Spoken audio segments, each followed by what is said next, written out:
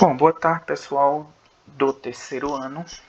A gente vai falar hoje sobre a ONU, a Organização das Nações Unidas, sua criação, seus objetivos, como anda hoje esses objetivos, se tem conseguido ou se conseguiu, né, ao longo desses mais de 70 anos, se tem conseguido promover os seus objetivos pelos quais ela se propôs a ser criada, né? Lá depois da Segunda Guerra Mundial. É uma organização ou é um organismo multinacional, quer dizer, acima das nações, acima dos estados nacionais, embora não seja autoritária, mesmo aos estados-membros, né, os estados que assinaram a sua criação e depois de sua criação entraram nessa associação, que na verdade é uma associação internacional. Ela não é ditatorial, ou seja, ela não dita de maneira unilateral, de maneira única. Os estados nacionais têm a liberdade de seguir suas prescrições ou não, né? Logo, não é um organismo que dita as regras de maneira única, né? Ela ouve os seus membros e os seus membros têm a liberdade de não seguir algumas prerrogativas. Aqui eu coloquei alguns exemplos de mecanismos internacionais. A OTAN, Organização do Tratado do Atlântico Norte, uma associação militar. A gente tem ouvido falar um pouco nela por causa da guerra entre Ucrânia e Rússia, né? Ela foi criada para se contrapor à União das Repúblicas Socialistas Soviéticas no tempo que a Rússia compunha essa associação entre países socialistas. Quando a Rússia era socialista, né, os Estados Unidos criou, então é os Estados Unidos da América com países da Europa, né, mas do norte, por isso que é do Atlântico Norte, essa relação entre Atlântico, né, entre a Europa e América, mas no Atlântico Norte. A Liga das Nações, que é um organismo supranacional criado em 1919, mas extinto após a Segunda Guerra, porque ela foi criada para mediar os conflitos internacionais de modo a não promover mais guerras mundiais. Ela falhou, teve a Segunda Guerra, logo ela foi dissolvida. Ela era muito limitada, né? A ONU é criada no lugar dela e a ONU tem um papel muito mais amplo, né, do que a Liga das Nações tinha. A OCDE, a Organização para a Cooperação e o Desenvolvimento Econômico, eu não lembro quais os países membros necessariamente, mas são países ricos. O Brasil pleiteia o ingresso, só que aí, nesse governo, né, não lembro dos governos anteriores, acho que não, eu lembro nesse governo, o ministro das finanças, como é que a gente chama aqui? O ministro da Economia, que antes era Fazenda, por isso que eu titubeio, que hoje a gente chama ministro da Economia. Paulo Guedes, ele pleiteia muito a entrada, só que a gente perderia alguns benefícios, porque hoje o Brasil é considerado um país intermediário, nem é rico, nem é pobre, né? É um país que a gente chama emergente, dentro do ciclo das classificações internacionais. E aí a gente perderia alguns benefícios, porque seríamos cotados como países desenvolvidos, né? Dentro desse grupo. A última que eu coloquei foi a Organização dos Estados Americanos, né? Uma organização dos países da América, né? Desde o Círculo Polar Ártico ao norte até a Patagônia no sul da América do Sul, ali na divisa entre Chile e Argentina. Compõe todas as Américas. Tem outros, mas esses foi o que eu lembrei, os principais. E a ONU?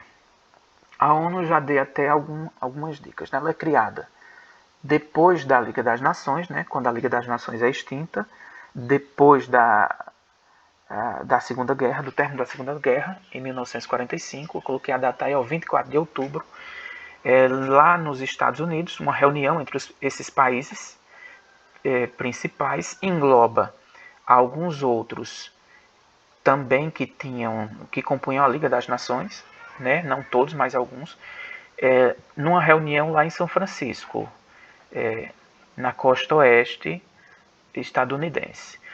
O Brasil é signatário dessa criação, quer dizer, o Brasil assina a criação, é o primeiro país, depois dos Estados Unidos, porque os Estados Unidos quem dá a ideia dessa troca e dessa criação, dessa modificação dessa entidade supranacional, né, com a extinção da Liga das Nações, a criação da ONU. O Brasil é o primeiro a assinar, a aderir ao reconhecimento dessa entidade e, por isso, é o primeiro sempre a abrir as reuniões gerais, das Assembleias Gerais das Nações Unidas, né? A princípio eram 51 países, hoje, em 2022, já são 193, que é o que se trabalha como nações mesmo, estados nacionais, pela ONU, 193 ao total. Ela é criada para promover a paz e mediar conflitos de modo a evitar atritos a nível local e a nível global, né? De modo a que não tivéssemos a Terceira Guerra Mundial, né? Ela substitui a Liga das Nações, também já falei isso. E aí seus objetivos principais, né? Promover a paz e a segurança mundial, prevenir conflitos armados, que são os mais mortais, digamos assim, garantir os direitos humanos, isso é importante. Ela lança a Carta Universal dos Direitos do Homem, né, dos direitos humanos, reduzir as desigualdades sociais, reforçar as relações e o diálogo entre os países.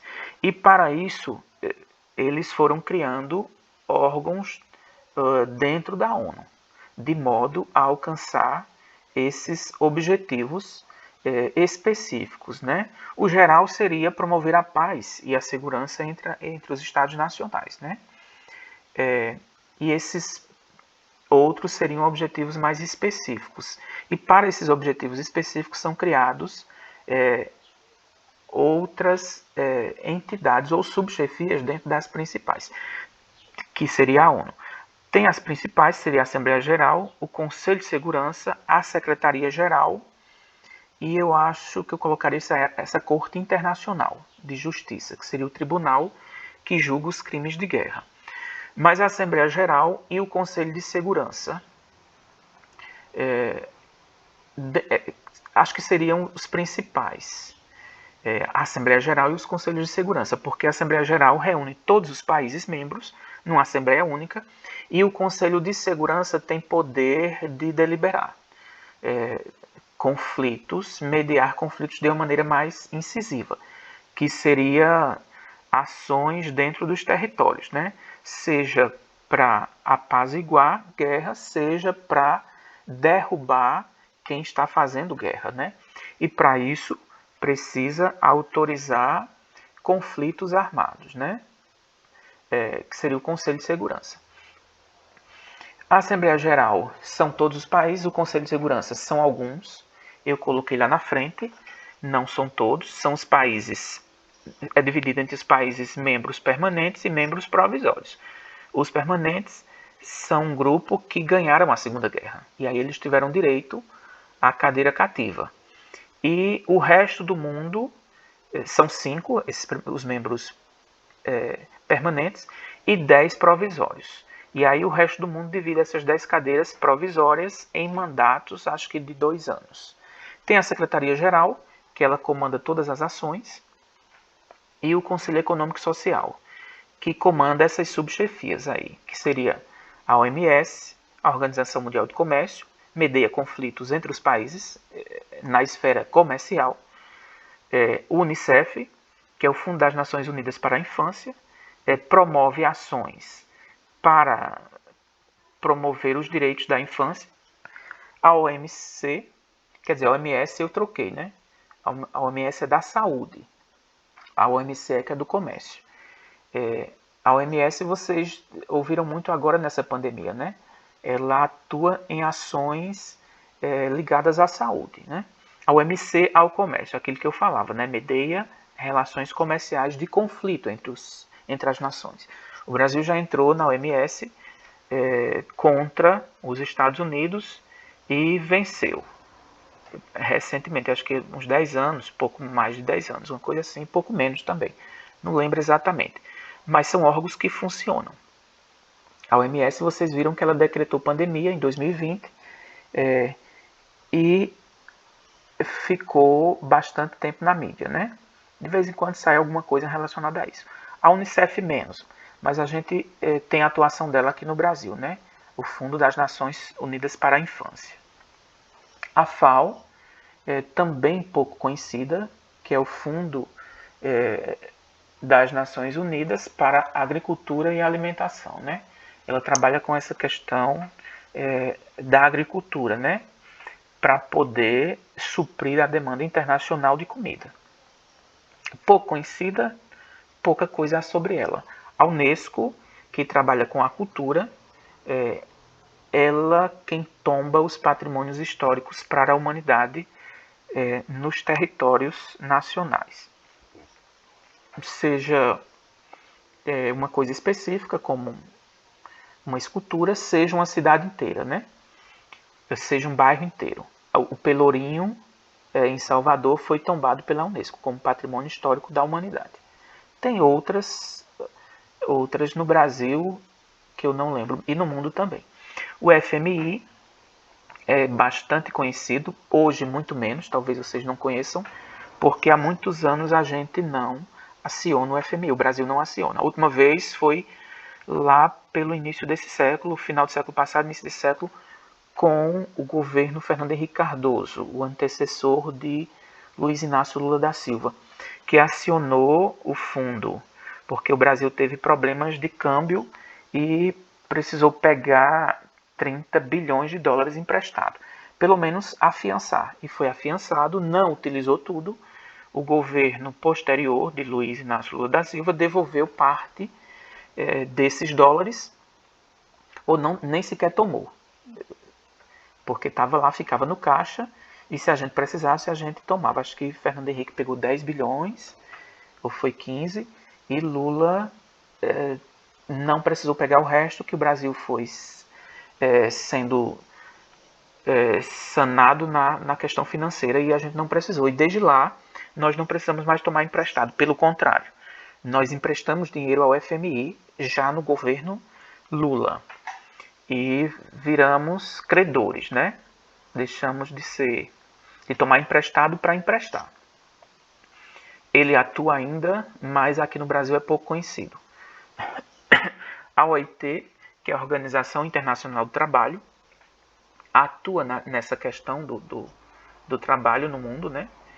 O BIRD, o Banco Interamericano de Reconstrução e Desenvolvimento, que empresta dinheiro também, assim como o FMI, mas empresta dinheiro para a reconstrução e o desenvolvimento dos países de renda média, né?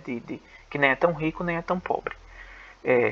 A Acnud é o Alto Comissariado dos Direitos Humanos, e esses dois eu coloquei, mas não sei exatamente em qual desses. Eu acho que talvez no Conselho de Segurança da ONU, os dois, ou na Assembleia Geral, não sei qual deles está inserido. Esse aqui, a Força de Manutenção da Paz das Nações Unidas, que é uma força armada mesmo, um exército,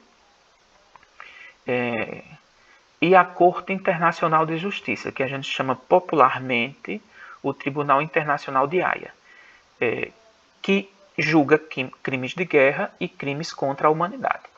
As Forças Armadas promovem a paz sempre que as Nações Unidas precisam que essas forças ingressem num território de um país que está com problemas, né? Países que estão em conflitos ou que estão com problemas sociais gravíssimos.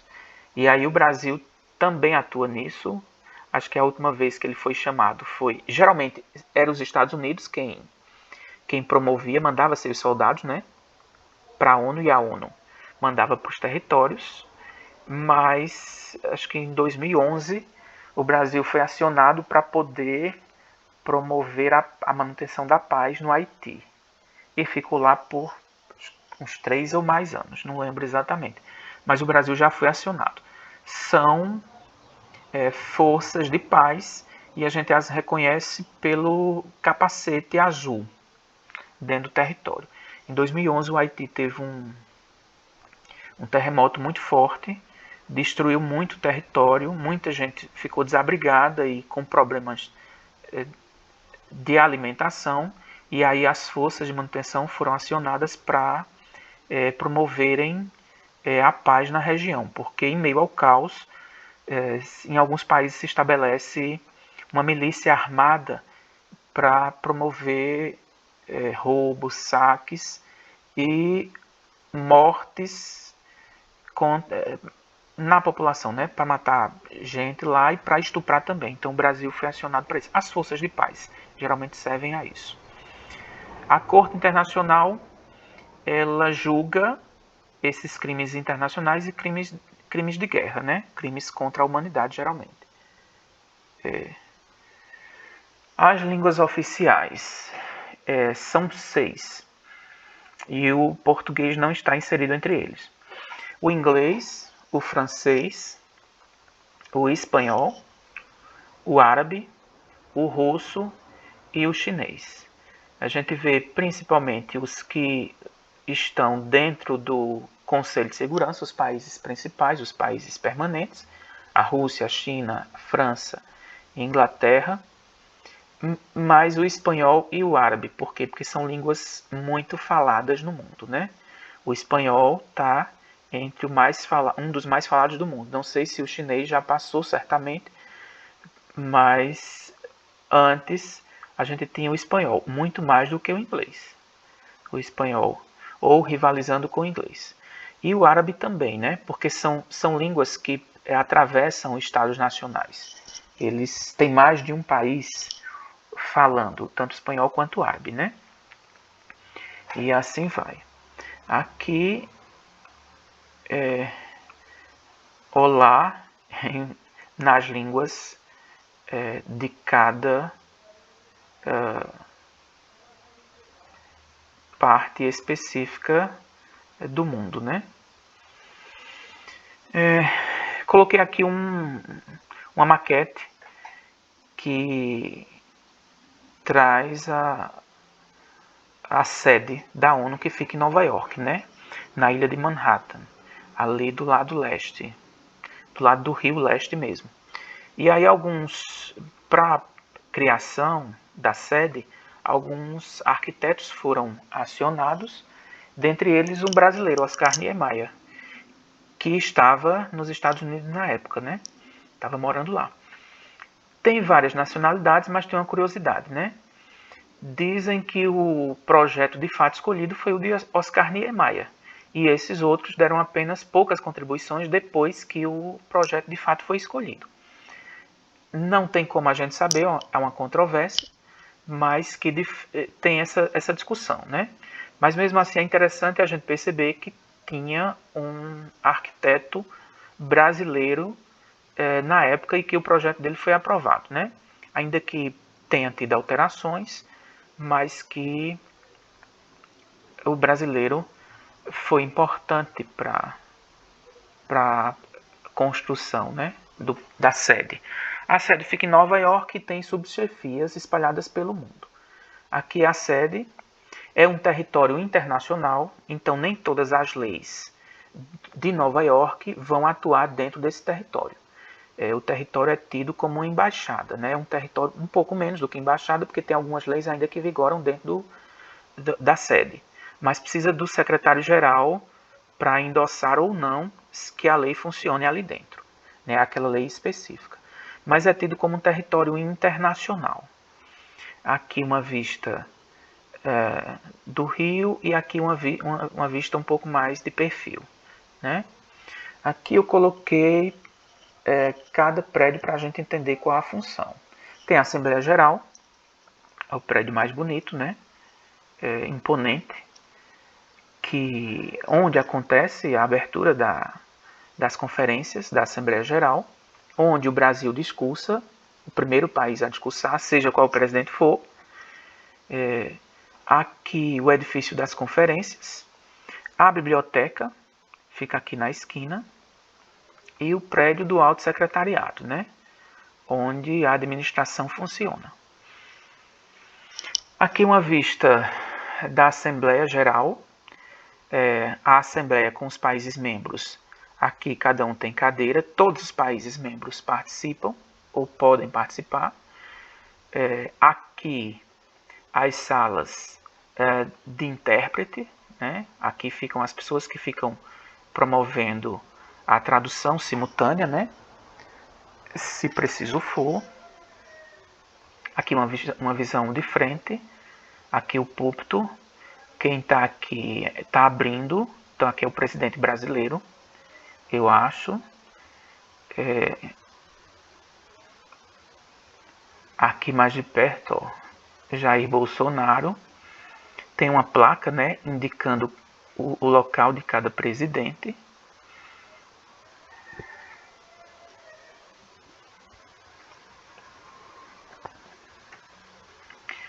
Aqui a sede da Organização Mundial de Saúde, em Genebra, na Suíça.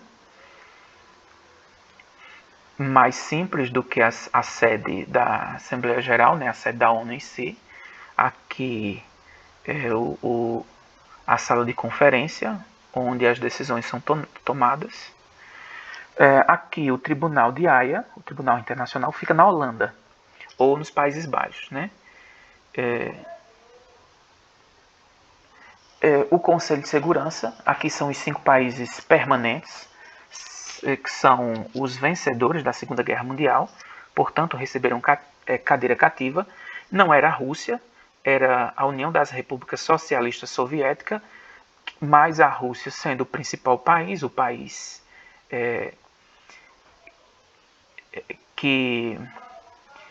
o país principal, que os outros eram satélites ao redor dele, né, fica com a cadeira cativa. Então, Estados Unidos, Reino Unido, França, Rússia e China. Aqui dentro do Conselho de Segurança, os permanentes vão ser sempre permanentes e os provisórios vão alternar.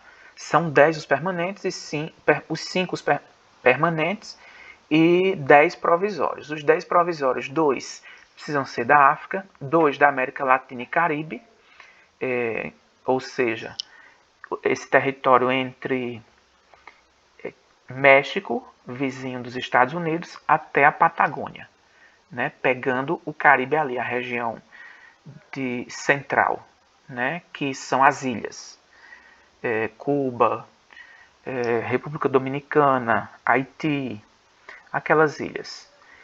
2 da Ásia, 2 da Europa Ocidental e demais países, que aí eu coloquei os países aqui, ó, Canadá, Israel, Nova Zelândia e Austrália. São os países ditos ricos, né? A Europa Ocidental é a parte mais rica da Europa. Um da Europa Oriental, a parte mais leste da Europa, a vizinha da Rússia. E um da África ou Ásia, né? Aqui alterna. Eles têm acordo entre si e eles podem alternar. Aqui eu coloquei, não é de confiança, eu peguei no Wikipedia, isso eu acho, e o Wikipedia não é um site de confiança, mas eu quis colocar essa imagem para a gente ver só onde fica a sede de alguns organismos que compõem a ONU, né? A Organização Mundial de Saúde, em Genebra, o ano de criação também, isso é interessante, a Organização Internacional do Trabalho, OIT, também fica em Genebra, já que a data não é de confiança necessariamente, né, porque é uma data anterior à própria fundação da ONU, e aí a gente precisava pesquisar para ver porque essa data está aqui, mas eu coloquei só a título de informação mesmo. Tem o acrônimo, que é a sigla, e tem a sede, a cidade, né, onde está a sede, e o ano de fundação. Aqui também é bem irrelevante porque é o secretário ou o diretor. Isso aqui eles mudam, né? Muda constantemente porque tem mandato. Não é uma coisa permanente. Aqui, coincidentemente, a FAO tinha um diretor brasileiro, né? Isso acontece. Já a Organização Mundial do Comércio também já teve diretor brasileiro. Outros eu não vou lembrar. Aí tem a Unesco, que a sede é em Paris. Tem o Fundo Monetário Internacional, o FMI, e o Banco Mundial. Cadê aqui, ó? Banco Mundial, que tem sede em Washington, né? A sigla aqui já não é essa, do Banco Mundial. Vejam que tem erros, então a gente não pode tomá-lo como verdade absoluta, né? Já falei desses, esses que eu destaquei aqui, ó, em vermelho. Esses daqui, os outros tem uns que eu nem conheço como sendo parte da ONU, né? Então isso aqui é só a título de informação bem rasteira mesmo. Não serve como base científica nem base que reflita necessariamente a realidade, né? E tem críticas, né, ao papel da ONU. Por quê? Porque ela é criada para promover a paz mundial, mediar os conflitos, de modo a que esses conflitos não cheguem a guerras, né, bélicas, né? Nem entre países, nem guerras civis dentro do próprio país. E a gente percebe que isso não é de um todo conseguido, né, esse objetivo. E aí eu coloquei aqui algumas guerras que eu lembrei. Invasão do Iraque, guerra na Síria, guerra entre Ucrânia e Rússia, guerra Palestina e Israel. São apenas algumas que eu lembrei nesses poucos anos que eu estou aqui na face da Terra. Invasão do Iraque, em 2003, pelos Estados Unidos. Inclusive o Conselho de Segurança da ONU se reúne, votam para os Estados Unidos não invadir o território iraquiano e os Estados Unidos contra a resolução da ONU, porque o Conselho de Segurança tem poder de veto. Se um país membro permanente veta, os outros não podem fazer nada. E um vetou a invasão iraquiana em 2003 e mesmo assim os Estados Unidos promovem essa invasão e derruba o presidente da época, que era Saddam Hussein. E tinha relatórios duvidosos do Reino Unido dizendo que eles produziam arma química. E só que o Conselho percebe que isso poderia não ser verdade e veta essa invasão. E os Estados Unidos, com apoio do Reino Unido, da Inglaterra, invade o território e promove a queda do presidente e uma guerra que tem bastante mortes. Depois se percebe que de fato aquele relatório era mentiroso e que Reino Unido e Estados Unidos provavelmente já sabiam que era mentiroso, né? Então invadiram o território para promover interesses deles mesmos na região, que era uma região bastante produtora de petróleo, né? A guerra na Síria, que começa em 2011, já tem mais de 10 anos, né? Uma guerra civil. E que a ONU não consegue mediar. Em 10 anos não conseguiu, né? A guerra na Ucrânia, a guerra entre Ucrânia e Rússia agora, né? Também não conseguiu mediar, né? Até agora. E a guerra entre Palestina e Israel, que acontece desde a década de 80, acho que antes disso, desde a década de 70, a ONU se reúne e promove o Estado de Israel e o Estado palestino, cria o de Israel, mas a Palestina não concorda e fica nessa guerra lá, dentro do território, né? E que a ONU também não consegue sanar de um todo. Então tem essas questões. Então alguns vão dizer que a ONU tem se enfraquecido bastante por não promover a paz mundial como se propunha na sua criação. Evidentemente que há quem diga o contrário, perceba que ela não consegue de um todo, mas porque ela é um organismo supranacional que não interfere de maneira ditatorial nos territórios nacionais. Então, assim, os territórios nacionais ainda têm uma certa autonomia. Agora, de fato, ela promove alguma coisa. diferente da Liga das Nações, que pouco se via. A ONU ainda consegue porque ela atua além desses conflitos de guerra, né? Ela atua na infância, ela atua nos direitos humanos, ela atua no comércio internacional, ela atua também no trabalho. Então, assim, ela tem subchefias que vão na saúde, que tem a OMS. Então, assim, ela consegue atuar em outros ambientes que não somente os conflitos bélicos. Agora, de fato, no conflito bélico, ela deixa a desejar, né? E aí sim, pode-se dizer que pode-se criticar que ela não tem conseguido cumprir aquilo que ela se propôs na sua criação em 1945, mas que não é um órgão de um todo desnecessário ao mundo, né? E por hoje é só, deixei um exercício para vocês e qualquer coisa falem.